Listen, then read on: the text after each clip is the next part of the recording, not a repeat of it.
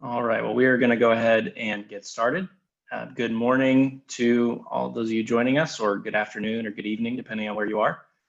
Hope the day's been great. I'm excited to sort of kick off this session, a beginner analyst training.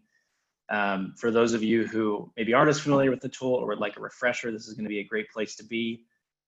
Let's go over a few housekeeping items before we really kick things off here. So we are going to be focusing on new and intermediate users here. So like I said, if you'd like a refresher, if you're new to the tool, you want to see what this sort of tool can do, that's what we'll be covering today.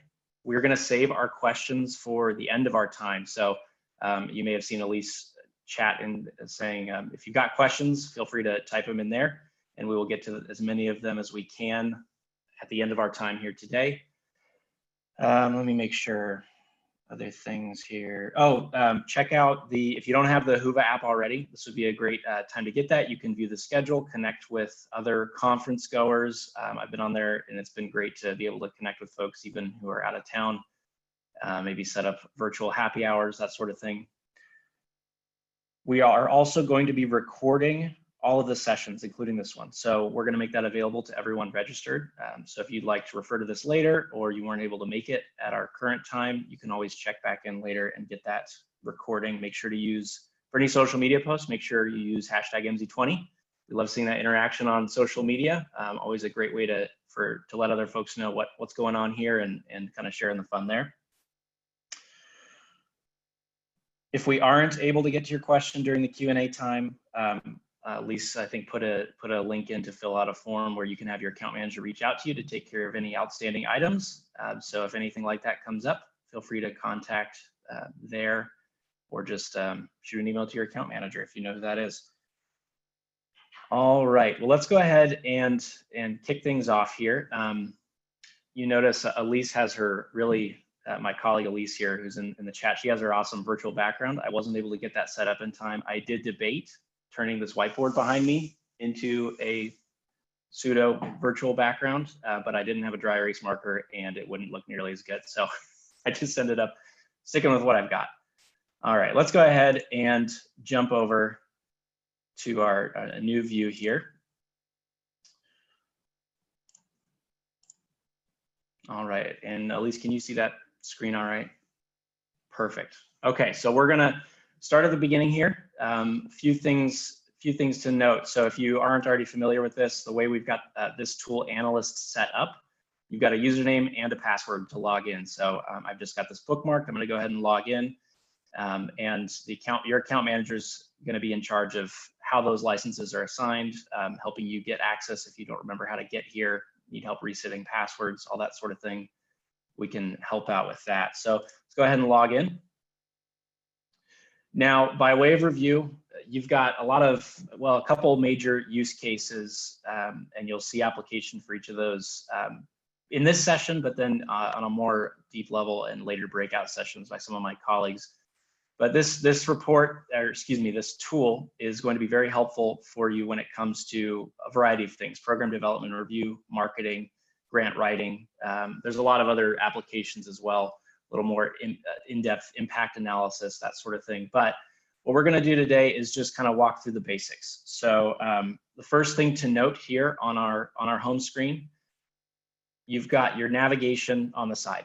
So this is where you will find specific reports that you can run in the tool. You'll notice these are delineated or distinguished by these major themes here. So if you jump into occupations, for example, you will see a variety of occupation themed reports.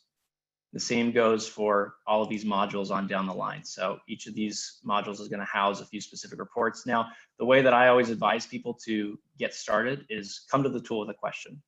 Ask yourself, what types of data or what type of data do I need right now? What am I after? And that's going to largely dictate where you start within the tool. That can be a helpful way to just get your bearings, start exploring, and then go from there.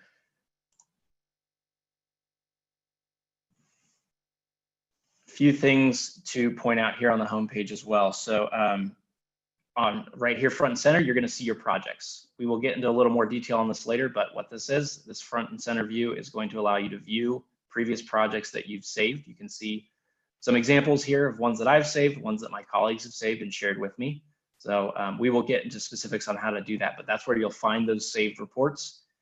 And then down here, directly below that, you will see the bookmarked reports. So if you find yourself using a particular report often, then that'd be one that you could bookmark just to find it a little easier. We've got quite a few different reports within the tool within each of these modules. And so bookmarking those is going to help you keep track of those and not lose where they are within the tool. All right, so we're going to start off today, and just I'll kind of refer back to this as we're going along here. But again, the trajectory of this is a basic training just designed to help you get your bearings. The basic workflow we're going to be following is the first step in that is just to identify some high wage, high growth occupations within an area. That's the first step of the equation here. And we're just going to go from there, working our way into more detail when it comes to a specific occupation that we find. I'm going to start us in the occupation table right here. So clicking into that, what this report is going to do is show us a comprehensive list of all occupations within a given region. I chose Washington State here as our example. We're actually about 5 minutes away from the state line there. We're here in Idaho, over in Washington State. Figured it's in our backyard, why not go with that? And what I've done, selected my region. And then down here, you're going to start to see some options for the types of data you want to select.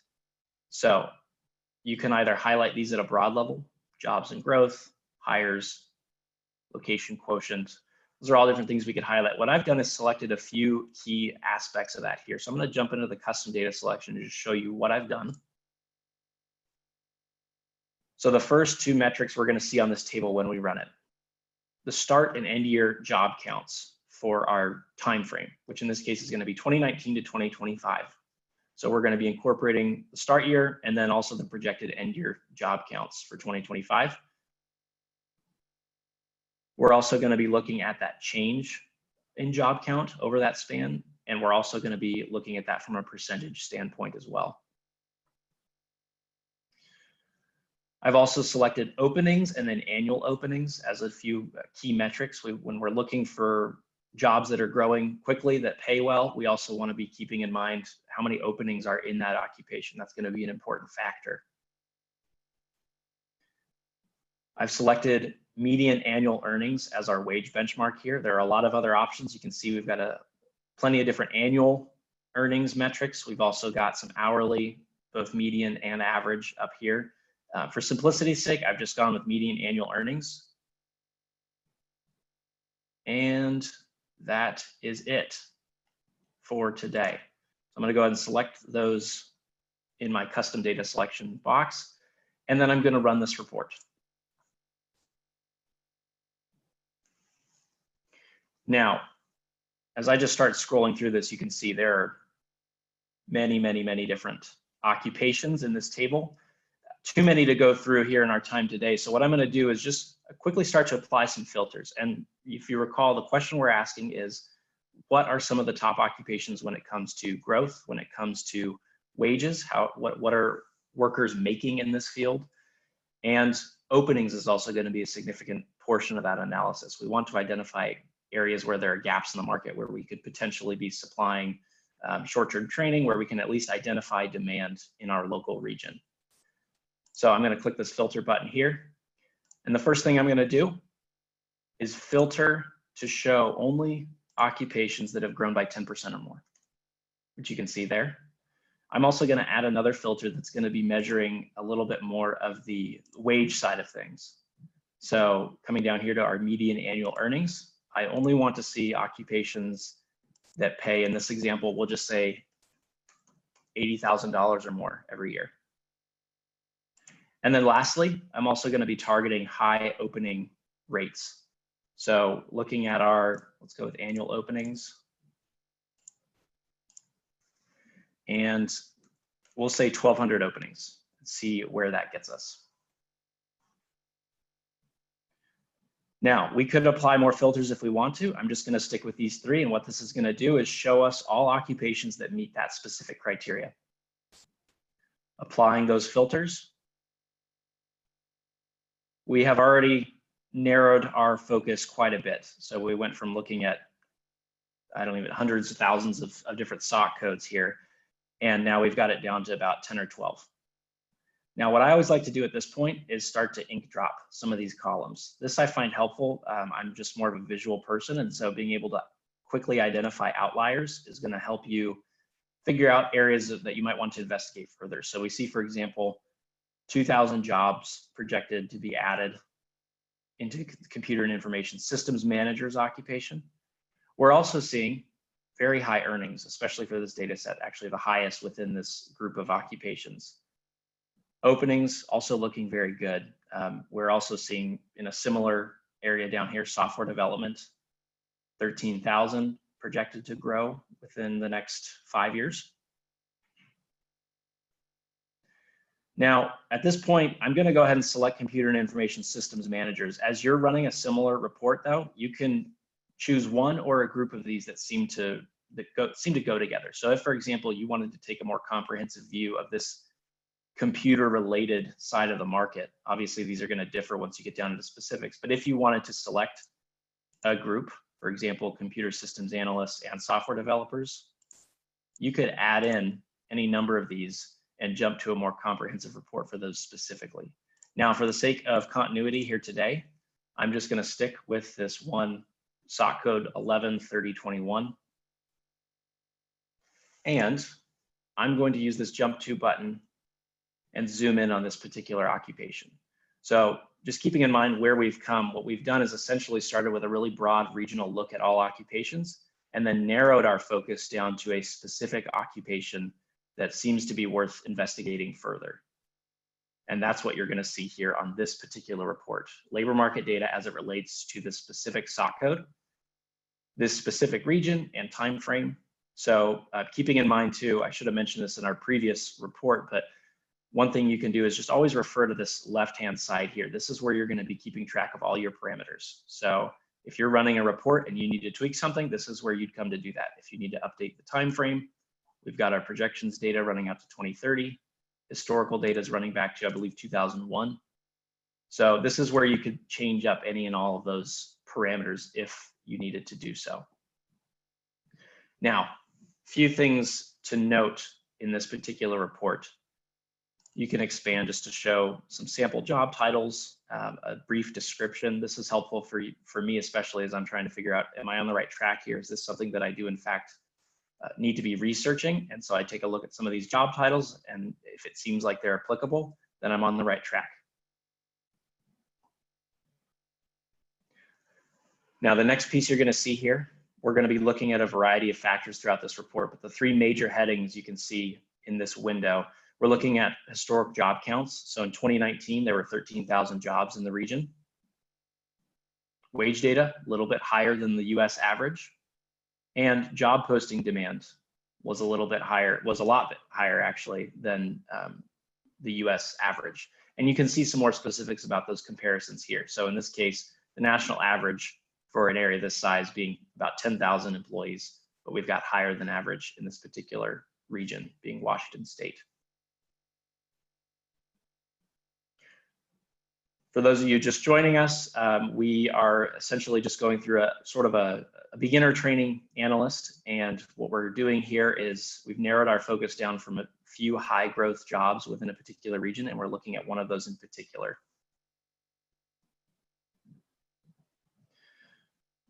All right, the next piece here, we're going to be looking and comparing this region to other regions that may be of interest.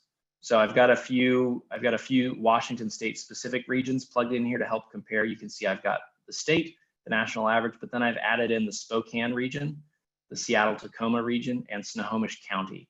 So a few different areas to compare, and you can just add those in right here if you need to. So if you really want to better understand how your region stacks up against some other regions, either in your area or not in your area, you can plug those in there, and it's going to show you job counts, projected jobs, and then that percent and numeric change over time.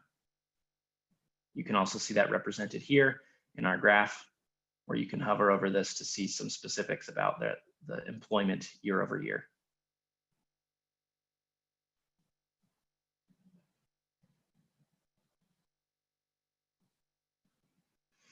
This packet right here is going to show you where those jobs are located. So if you recall, this region we're running this report for is Washington State, but you may be asking, all right, well, where are those jobs located within that larger region?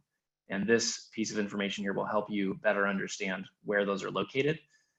If you're familiar with the layout of the state, Seattle right here, King County, Washington. So you're gonna, not surprisingly, find a lot of those jobs in that particular area, but there are also some other areas where we're seeing a little more detail. You can see Spokane County over here, some other areas where there's a little bit higher employment than the rest of the state.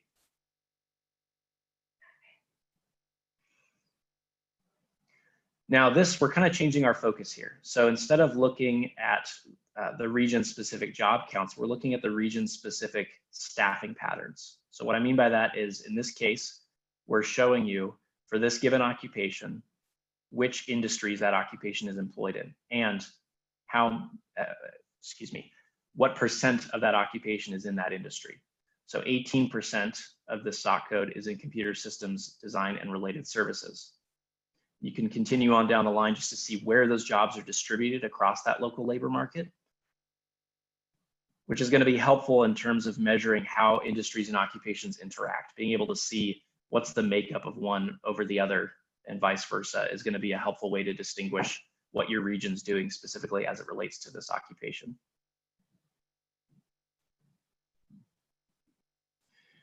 In this window here, we're going to be showing you some wage metrics. So again, changing our focus a little, and I think this speaks to the general point of this particular report. Being an occupation overview, what we're trying to do here is just show you some high-level different types of information as it relates to this one stock code. So we move from the staffing pattern up here down to the wage data, and each of these information packets is just designed to get you a specific aspect, capture a specific aspect of this occupation to learn more about it. Now, as you'll notice, you may have already noticed this, we've got a lot of these jump to buttons located throughout this report and elsewhere in the tool. So what you'll need to use those for is, let's say you're coming to this part and the staffing pattern is really important. You want to learn more about it. You want to see, in this case, we notice 44% of this occupation is employed in other industries, and you want to see what those are. Jumping to the inverse staffing pattern report right here is going to give you that information in more detail. So the big takeaway there is, if you see a piece of information that's interesting, chances are if you hit that jump to button, it's going to give you a more detail as it relates to that specific aspect of this occupation. In that case, the inverse staffing patterns.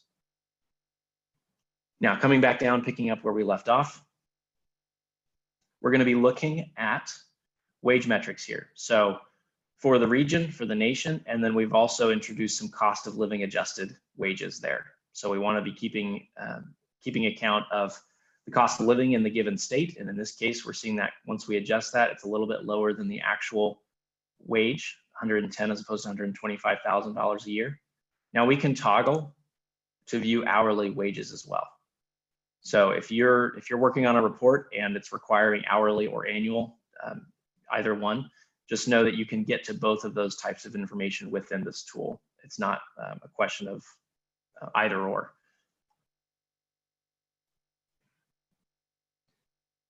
This particular piece, you got, again, these three major headings. So what you should know about these, in the first example, we've got a little over 16,000 unique job postings. This is coming from our job postings data set.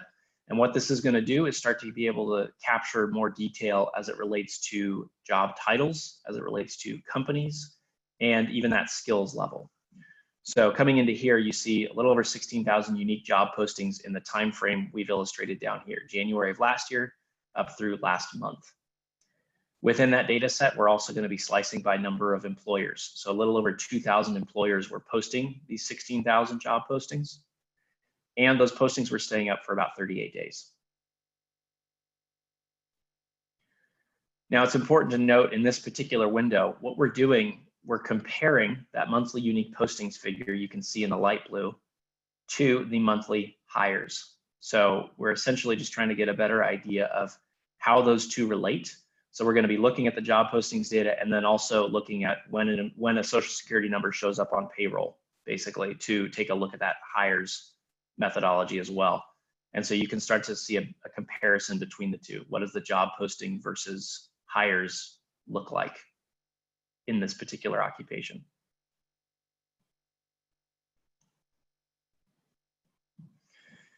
Down here, you're going to start to see that same job postings data, but now broken out in more detail. So the top companies, top job titles. Not surprising, we see Amazon, Microsoft, Deloitte in the top 10 there. But we've also got a little more details that relates to job titles. So if you recall, I'm going to scroll up here to make sure we're still on track with what I'm trying to do here. We're looking at one SOC code, Computer and Information Systems Managers. And that's going to be really helpful to capture a lot of this wage job growth data. But what we also want to do is incorporate the job postings data to better understand job titles. So all of these job titles fall under that broad description that we just looked at. And so you can start to see how helpful the job posting analytics are in terms of identifying specific job titles and in more detail. So we're gonna jump into this in a little more detail in a moment. So I'll save some of that for later. We're also going to be looking at that skills level. So in the job postings data, what are the top hard skills? What are the top common skills? And then down here, we're going to start incorporating some of our demographics data. So things like retirement risk, racial, gender diversity, being able to capture some of that information regionally specific is going to be helpful. You can also see we're comparing that to the national average for an area of this size, just to show you where it stacks up. And then in a similar manner, still looking at that demographics data, you can toggle between these different options here just to see more information. In this case, we're breaking down that age cohort. So for this particular occupation, 18.9% of the occupation in the 25 to 34 year age cohort. We're seeing the highest concentration in that 35 to 44 year cohort. So this sort of information is going to be helpful as you're trying to better understand how enrollment's going to change over time, what your target demographics will be as it relates to a specific occupation, and better understand it from that perspective.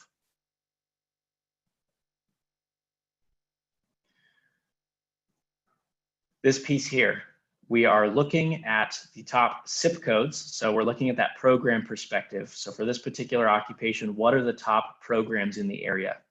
And you can see their completion rates here for 2019. You'll notice these are all hyperlinked. So anywhere you see a hyperlink in a report, anywhere you see that blue, you can click into it and it's going to take you to a separate report. So if you wanted to see a more detailed program overview for the computer science zip code right here, you could just click into there and it would deliver that information in a more detailed manner as it relates to that particular program.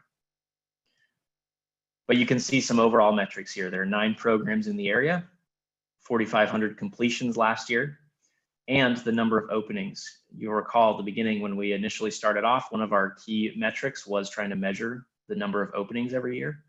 That's going to be helpful for determining which sorts of occupations are growing and then also seeing a supply gap when it comes to talent. So the number of openings here, a little over 1,100, almost 1,200 openings in the last year. And here you can start to see what are some of those top schools. So we're breaking down the completions data, not just by institution, but also by award level. You can see all that information in a more detailed report in one of these areas, for example.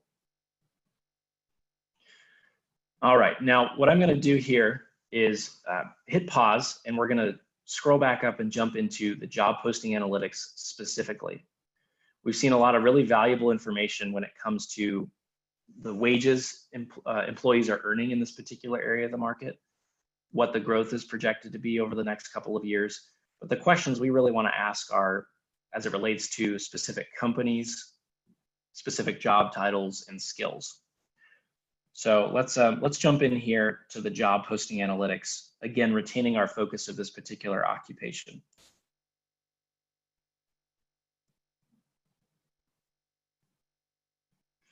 So you see we've jumped to a new report, but what we're doing in this instance, we've retained all of our parameters. We're still looking at Washington State. We've retained our specific occupation parameters. And in this case, we're looking at job postings within the time frame of, let me double check, October 2019 through September 2020.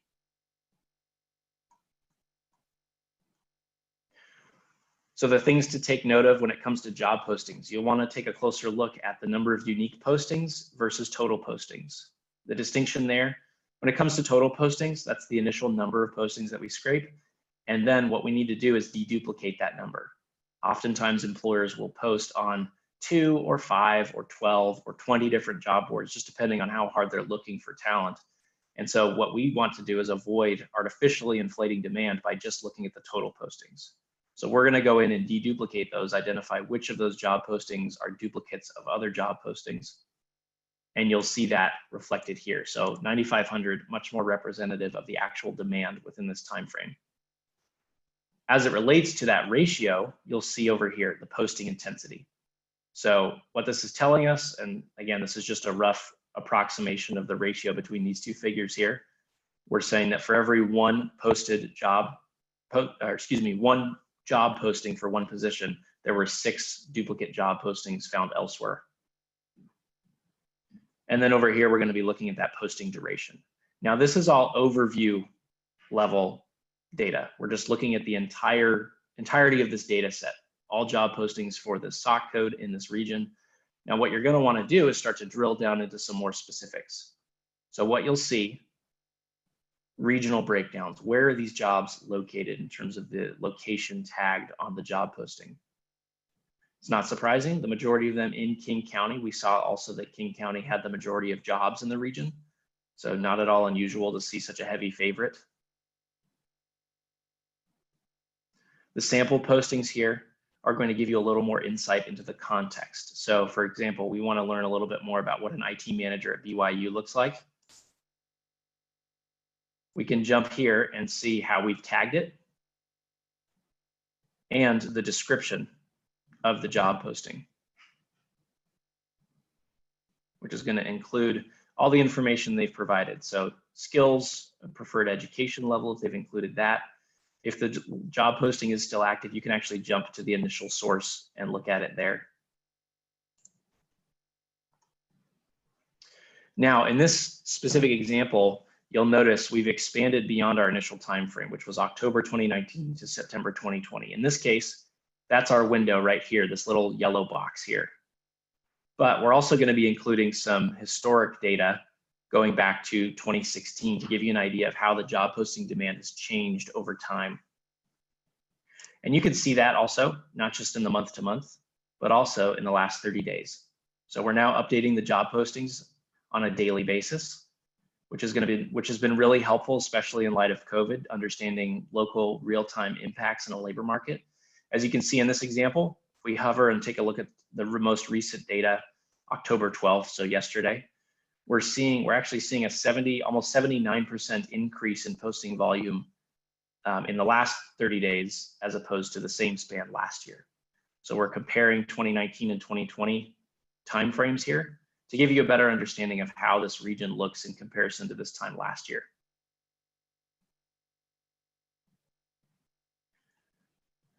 We're also going to be tagging this by education and experience. You can see some of those metrics here. 59% mentioned a bachelor's degree. And it's worth noting too, if we go back to our parameters here on the left-hand side, you can sort by preferred education level if you need to. There's some other options here, remote versus non-remote jobs, recruiting agencies versus non-staffing companies, keyword search. There's a lot of different ways you can drill into specific aspects of this data set, even with a simple skills query, if you want to take a look at a few specific skills in the job postings. But let's pick up down here. We're again seeing that comparison of the monthly postings against the monthly hires for the October 2019 through September 2020 timeframe. And now we're going to get down into the specifics of company. And you'll notice these can be pretty variable in terms of their specific posting tendencies. For example, Starbucks, 11-to-1 posting intensity. And sort of on the other end of the scale, you've got, if we expand this a little bit, a 5-to-1, 4-to-1. AWS has a 1-to-1 posting intensity. So they're not advertising nearly as aggressively as Starbucks is. You'll also notice some variation in how long these job postings are staying up. So here in our third column, 49 days, 50, 41, 17 days, 9 days, And then you jump back up to the other side, you've got 84 days. So specific companies' job postings are staying up much longer, much shorter than the median. And this will be helpful to give you additional insight into those particular companies.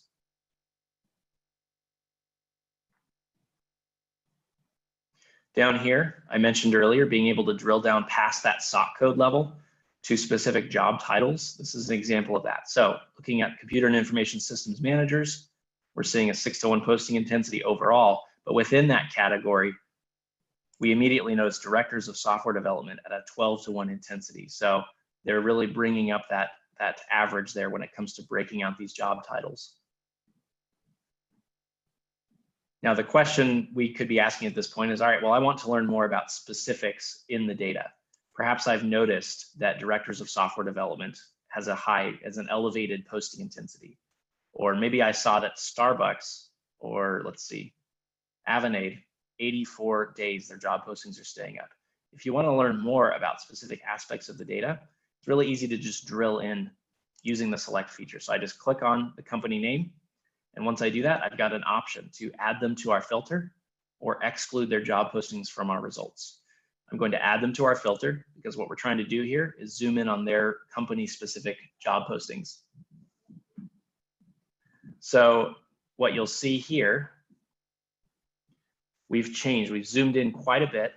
We're now looking at computer and information systems manager job postings for a specific company. And if I scroll back down to the job title level, we see the specific job titles this company is using. We can continue to zoom in on one or a group of those if we want to by adding them to our filter. Or we can start to change our focus and look at the skills level. So this particular company here are their top hard skills. You're going to see that comparison right here just visually. So in this case, 66% of their job postings mention professional services. A little under that mentioned management consulting. You're seeing on this right-hand side here, a comparison between the job postings data and then some profiles data. So you can see that down here. What we're essentially doing is trying to figure out if there are any gaps between supply and demand. So we see that these are in-demand skills, the top 10 right here. But out of these, are there significant gaps in the skills people are articulating that they have? So in some of these cases, there are no skills showing up. There's no data for that, which could be indicative of a gap. We're doing the same thing here for the common skills. And for each of these sectors, you can see we're also breaking that down numerically, not just on a graph format.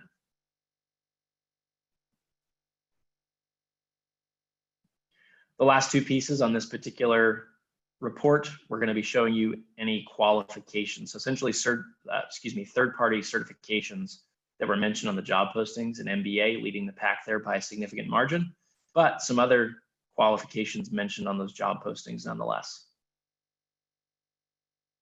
And the last piece, we're going to be showing you where those job postings were coming from. So if you're getting questions about that, you can just refer to this at the very bottom of this report to show you exactly which job posting, or which sources we pulled from and how many job postings from this data set came from that source.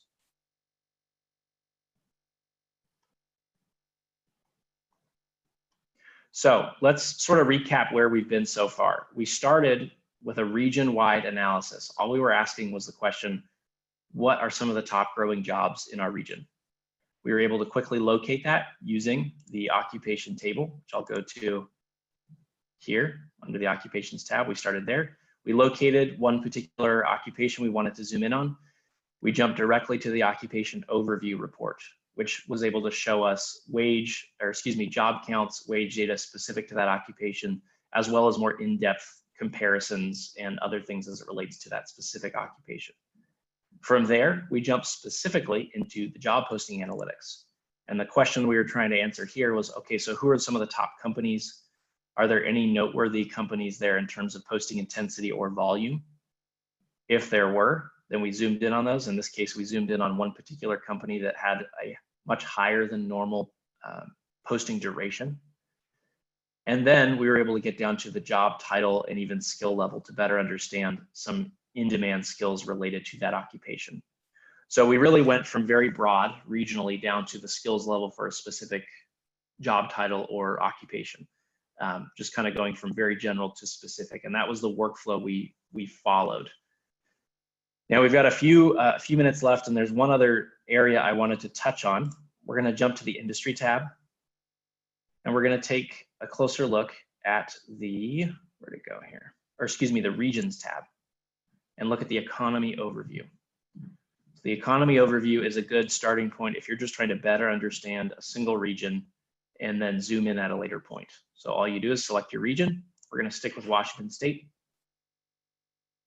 And this is where you can find a lot of overview information about that region. So population metrics, total employment, household income, more insights about educational attainment within the state. Some age cohorts here, so we're factoring in birth and death rates there to figure out how those age cohorts are going to shift over time. Comparing regions if you need to, so you can see some of the metrics there: population, labor force. We're even factoring in imports and exports. And then a breakdown of that labor force in more detail. Total working age population, a little over 6 million. And you can start to see that broken out in more detail. Here's additional information about that educational attainment. And then in this picture, or in this view, what we're seeing is just projected trends over time by a number of parameters. So population, jobs, labor force. We can toggle over to unemployment just to illustrate what that looks like historically in 2019, and then we start to see that rise January through May on that quarterly update. Some more population characteristics. So if you recall, we saw some similar information as we looked at the specific occupation. Well, in this case, we've zoomed out. We're looking at the region as a whole to better understand retirement risk, veterans, crime rates, racial diversity. We're also going to be incorporating commuting patterns. So as we saw, the majority of jobs within the state were located in King County, and that's adding up as we're looking at the net commuters into that county.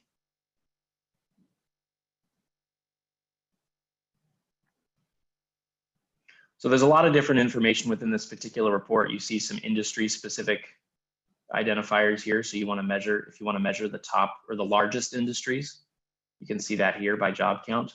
Or if you want to rank them by earnings, you can toggle to view that.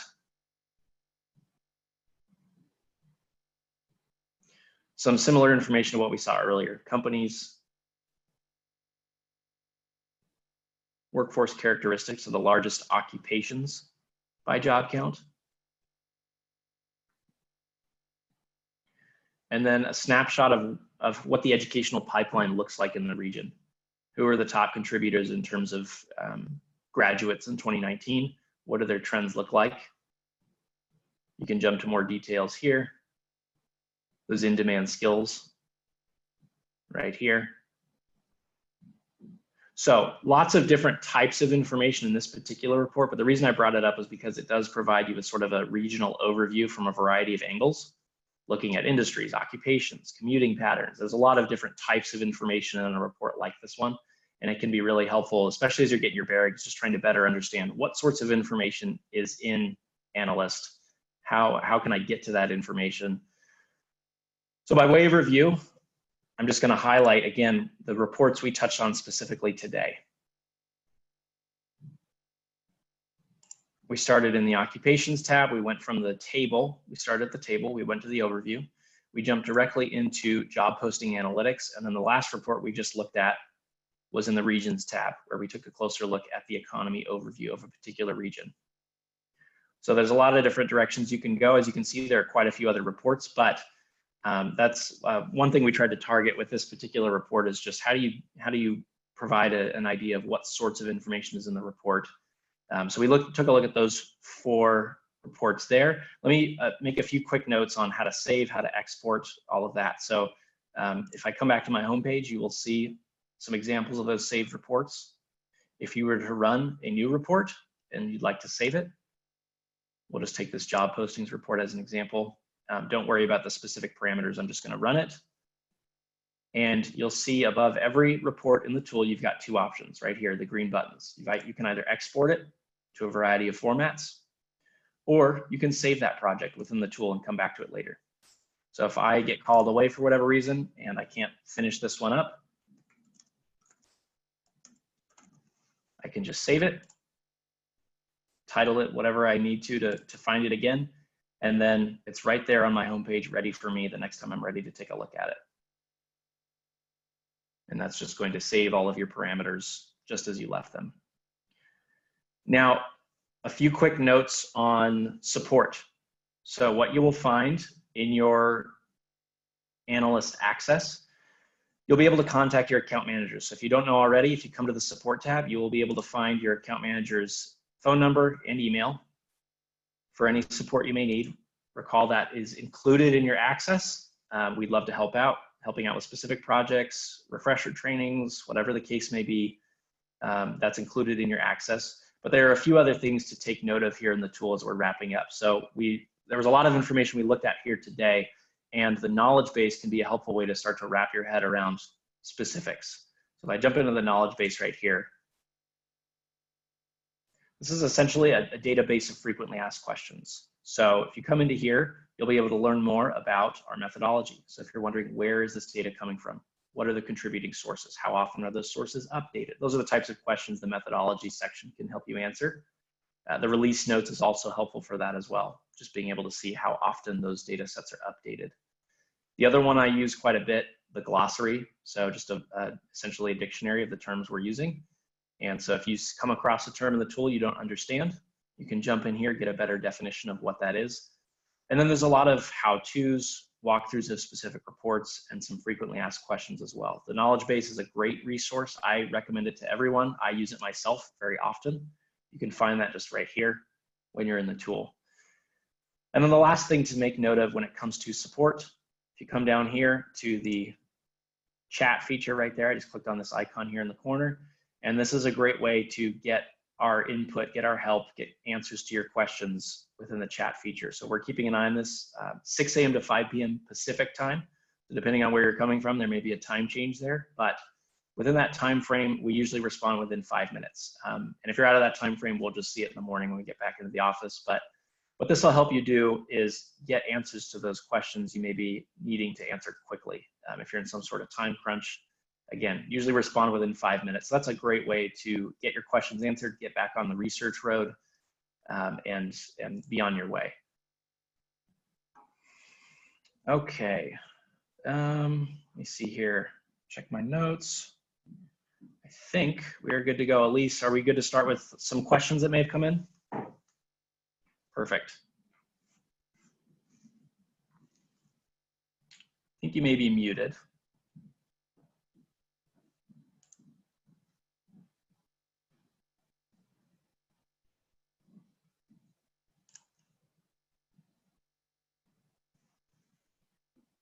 Sorry, I think you're still muted, Elise. I didn't catch that.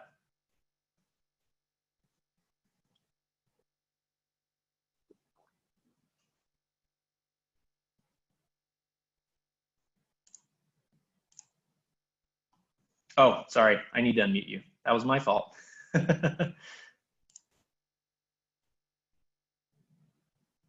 All right. There we go. Sorry. No worries. I was like, oh my gosh, I can't unmute myself. So the big questions that we had was surrounding how we use this for program review and program search, specifically from zip codes, because one of the great things about Analyst is that it is used for so many different things in higher ed, from grant writing to assessing your local economy to see what programs you might need to bring in, but it's also used for program review. So we did have a question about program review, and I want to come to that one in just a second because we have a smaller question we can answer first, and so we'll answer that one. I did have Patty, who is from Canada, ask why the economy overview isn't in their tool. And I thought, Philip, this was very fitting for you to be able to answer since you work with Canada. every day, and Yeah. you love to talk about Canada data, but I know that I told her already that based off of some of the data we can get, there unfortunately will be different reports in the Canadian data set and Canadian Analyst. But that being said, maybe you can answer a question about how we could direct her to a report that's similar to the economy overview, or where you would point more specifically for Patty. Yeah, definitely. Now I'm double checking just to make sure I'm supplying the right information, but we do have a comparable report. It's just housed in a different section. So for Patty specifically, if you're in the Canada version of Analyst, you'll find an economy overview report in the industries tab. It's just got a different location in the US side of things. So it's definitely, you saw for me even, I was like, oh, it's not in the industries, it's in the regions tab. So when you're looking at your Canada version of Analyst, you'll see an economy overview report in the industries tab. Perfect. So then I did promise everybody who's asking about those zip codes that we would go over the program overview. Oh yeah. One of the nice things while Philip is adjusting to get his screen back to the right place is Analyst, like I said, can be used many different ways, but the program overview is one that will approach it directly from the zip code perspective and start to give you an idea of what completions look like, how that can feed into what your occupation data looks like from there, and then also helping fill in some job postings and skills questions. So I'm going to turn it back over to Philip so he can go over this report, but please keep on asking questions if you have them. Yeah, definitely. So program overview, you will find in that programs tab, and Elise put it really well. We're essentially looking at that labor market from the zip code perspective. So let's just pick, let's go with accounting, for example. We're looking at the accounting zip code. We're going to run this report for the region, in this case, still Washington State. And you can immediately start to see a breakdown of those completions. So in this case, distance offered versus non-distance offered, so that modality. Who are some of the top regional suppliers of this education? So in this case, Washington State, actually just 8 miles away from where we are here in Idaho. They've got a few different categories here. They've got the bachelor's degree and the master's degree. Those are the levels at which they're reporting those completions. You can see that year over year. So just breaking that out, not just in terms of completions overall as it relates to a specific zip code, but also for institution and award level specific information right there. You can see their individual growth or decline year over year. This is going to show you that trend line. So you see in this case, distance offered programs come into the game a little bit later as online courses are moving into the forefront. So you've got that 2012 timeframe there, and then you can just start to see how each of these grew or declined over that timeframe.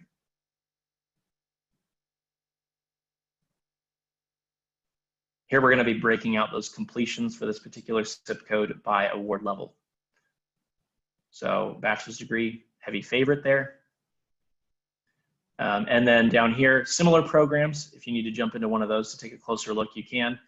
Down here is an example of our SIP to SOC mapping. So in this case, these 1, 2, 3, 4, 5 occupations have been identified as target occupations. So you can learn a little bit more about how this program relates to the larger labor market by seeing, okay, what do the job counts look like? Growth, wages, the openings for all these occupations. You can also jump into specifics too. So if we were to click into accountants and auditors, that would take you to an occupation overview. So just looking at that same labor market area, but now by the occupation perspective. An overview of the job posting analytics we saw. So job postings data as it relates to this accounting zip code. Postings versus hires, which we already saw. The top companies posting for accountants and the job titles they're using. The skills they're listing. So I think the way Elise put it at the beginning was really helpful. You're seeing a lot of similar data, but now you're approaching it from the program's perspective and getting a little more insight when you approach it that way. So what I'd recommend doing, if you find this particular workflow helpful, just identify a zip code or a group of zip codes that you want to zoom in on, plug those into the program overview, and then you're off to the races. Does that help, Elise? Was there something else you wanted me to address in that report? Sorry. Hold on, let me unmute you again. I don't know why it keeps muting you automatically. My bad. Okay. I think that does help. I just know that a lot of times approaching this data as something that is just looking at the economy or whatnot, it's helpful to hear how that perspective comes from programs and how that's helpful for higher ed. So yeah, I think that was great. Definitely a start, and helps give a good idea about what Analyst is and overall what we're looking at. And since this is like some people's first experience with Analyst, it's great to see all of those different pieces. And so, yeah, I think that answered very nicely a lot of the questions that people are asking. So, so it looks like we have another question. How do you get to top certificates required by software developer job postings? Yeah, that's a great question. You can find that information in that job posting analytics report, and it's going to be toward the bottom of the report. But if you jump into the job postings analytics right here and run your report, in this case, I'm just going to keep it region level. I'm not going to zoom in on a particular occupation, but you could do that. Let's say you wanted to see top certifications for software developers. This part of the list right here is going to show you those specific certifications that were listed on the job postings. Now, keep in mind, this is still at the regional level, so it's not going to be specific to software development, but it's really easy to zoom in on particular examples to see the qualifications that are being listed.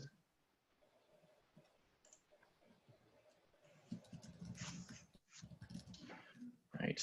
Any others coming in? So I think the big thing we're talking about zip code right now and breaking it down. And I know Dennis is mentioning that one thing they have to do from the census tables is break down data by zip code or census tract. And I wanted to include a quick note for people on this is that Analyst does work from national level down to state level, down to metropolitan statistical area, county, and zip code. So some of you may not have access to zip code. That's okay. We can get you in touch with your account manager who can always help you see what that looks like or give you a quick trial of what that zip code looks like or get you access. But it does definitely go down to that level, which can be really helpful. We've had a lot of questions about census tract, and we had that in the first training this morning. And that is definitely something Emsi is looking into, but we're working out logistics with it and figuring out how to get in the tool. But Lindsay said that's definitely something that we are trying to figure out, because we know census tract is really helpful to a lot of you, especially in those big metropolitan areas.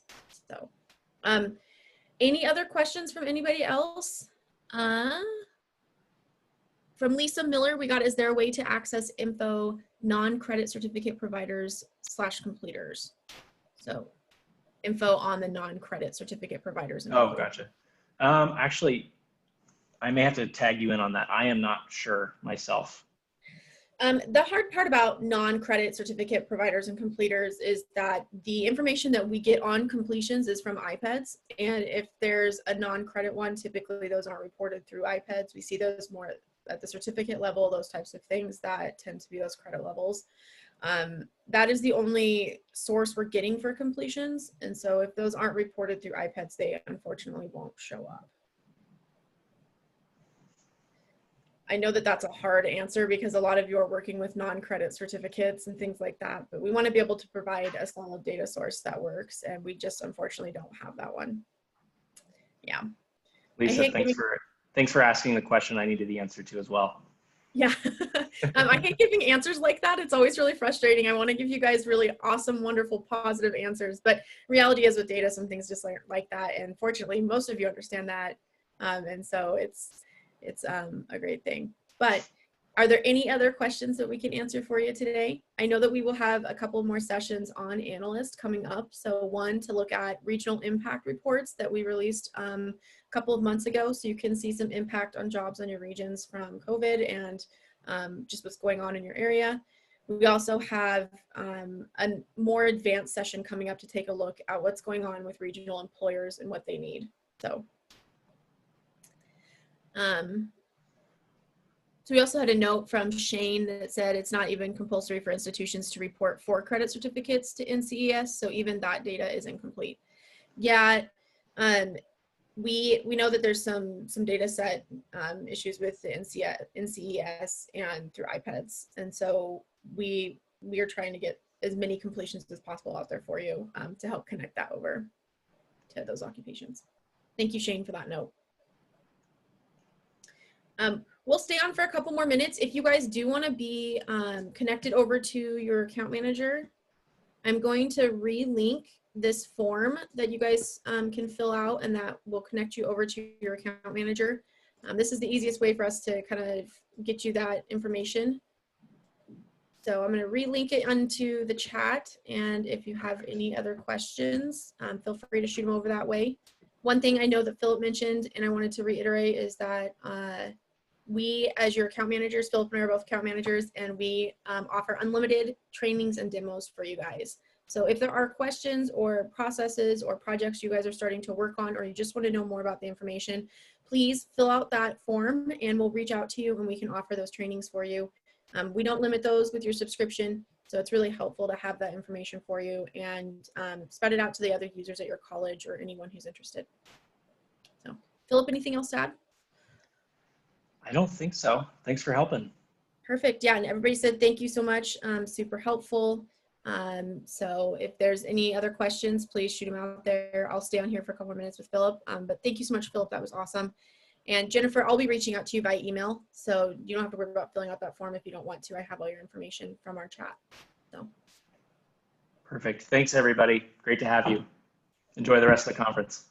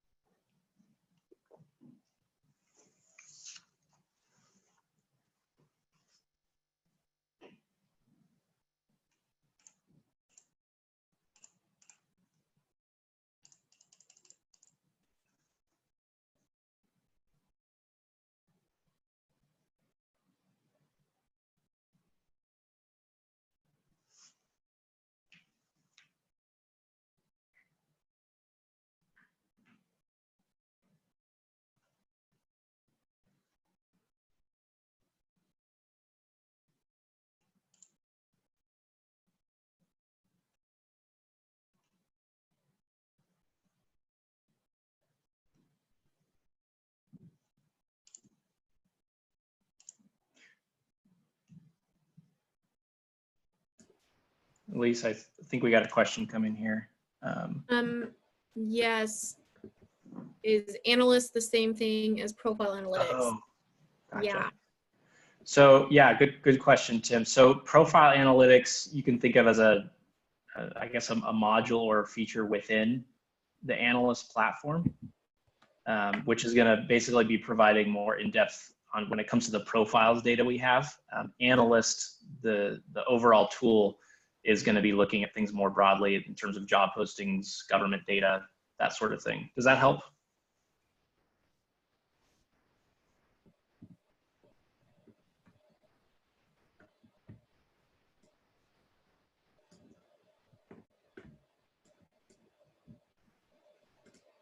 Yeah, great. Definitely send in the other question. Yeah.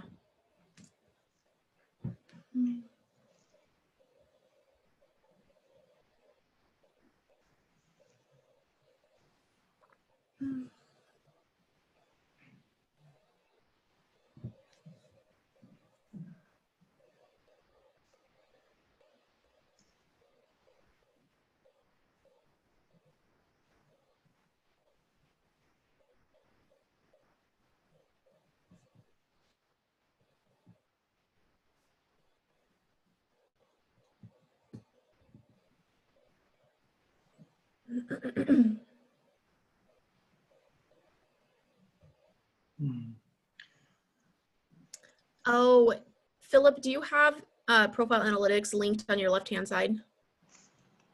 I believe so. So You when mean you go like to your my analyst, modules? go to your analyst homepage. Yeah. I've got it right here.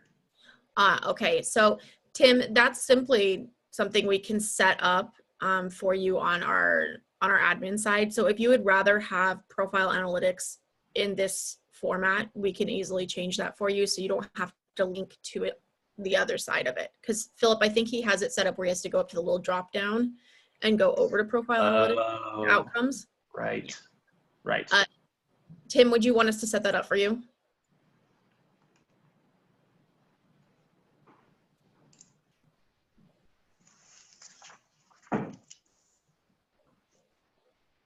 Awesome. Awesome. What school are you with, Tim?